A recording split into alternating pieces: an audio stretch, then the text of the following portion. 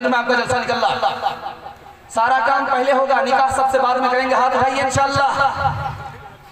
निकाह जब बाद में करेंगे, कहाँ से बच्चा आपको मिलेगा और उसको पढ़ा लिखा करके कहाँ आप पैगाम मुकम्मल कराएगा। ध्यान से सुनिएगा, जल्दी से निकल जाएगा। माँ ने बेटे से कहा कि बेटा हराम मत कमाना, हराम मत खाना, वरना मेरा दूध बर्बाद हो जाए। दूसरी मिसाल आ रही, ध्यान से सुनिए। माँ ने कहा कि बेटा हराम मत खाना, हराम मत कमाना, अगर तुम हराम कमाओगे, हराम खाओगे, मेरा दूध बर्बाद हो जाए। दूसरी मिसाल आ रही है तेजी पे। बेटा निकला है मैदान में, अल्लाह के रास्ते में जंग करने के लिए निकला है। माँ ने रोक करके कहा कि बेटा जान दे देना, भागना नहीं, पीठ मत दिखाना। अगर पीठ दिखाओगे, मैदान छोड़ करके भागोगे, अल्लाह के रास्ते में जान नहीं दोगे, तो मैं अपना दूध माफ नहीं करूंगा। तीसरी मिसाल आ रही है, ध्यान से इसको सुनिएगा, नमूना आपकी खिदमत में आ रहा है। बेटे को फांसी पर चढ़ा दिया गया है। माँ लाश के पास आकर के कहती है अल्हम्दुलिल्लाह, अल्हम्दुलिल्लाह, अल्हम्दुलिल्लाह। उस माँ से पूछा कि अम्मा इन्ना लिल्लाह पढ़ो, मुसीबत है, खुशी नहीं है, अल्हम्दुलिल्लाह क्यों पढ़ती हो? ये तो खुशी पर पढ़ा जाता है। कहा मुझे खुशी है, मैंने अपने बच्चे को दूध पिलाया था ताकि हक बोले, हक पर चले, और वक्त पड़े तो हक के नाम पर गर्दन कटा दे। मेरे बच्चे ने दिल खुश कर दिया, मैंने इसी दिन के लिए दूध पिलाया था।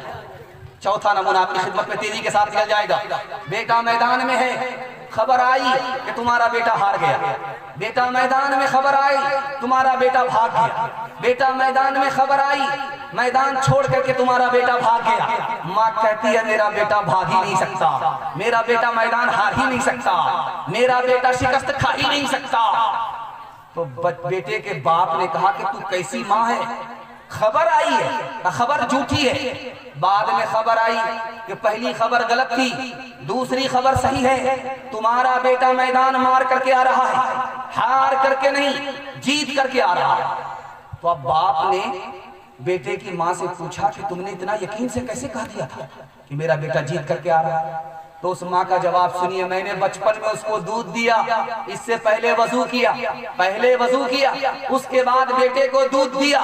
मेरा बेटा उस वजू के साथ दूध पिया है, वो मैदान मार तो सकता है, हार नहीं सकता। आखिरी मिसाल है, ध्यान से सुनिएगा। बेटा जितना काला होता है, माँ उसको उतना ज्यादा साबुन लगाती है। 72 मरतबा लाइफ बॉय साबुन लगाती है, किसी तरह गोरा हो जाए, किसी तरह चौधरी का चांद हो जाए, लेकिन साबुन काला हो जाता है, वो काला गोरा नहीं। 72 मरतबा साबुन लगा। बेटा भी परेशान है कि माँ साबुन इतना क्यों लगाती है, बदन को इतना रगड़ती क्यों? वो माँ उसको गोरा करने के चक्कर में, वो गोरा होता नहीं, लेकिन वही काला बेटा माँ के लिए चौधरी का चांद होता। माँ की वो हस्ती है। ध्यान से सुनिए, काला बेटा माँ ने पैदा किया।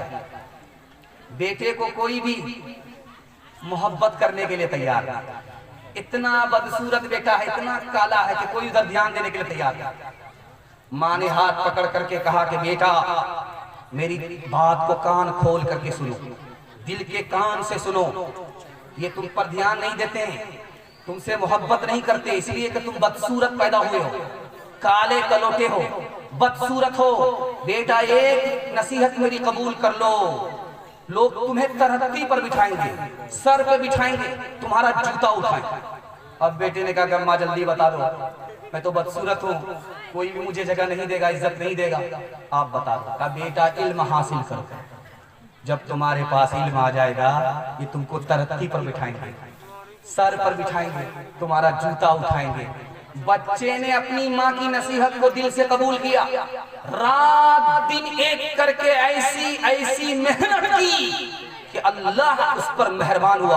वो मक्का के जैसे शहर का काजी बन गया। जब वो रास्ता चलता था तो लोग रास्ता देते थे, जब वो पैगाम देता था तो लोग कबूल करते थे, और जब वो जूता उतारता था लोग सर पर रख लिया करते थे।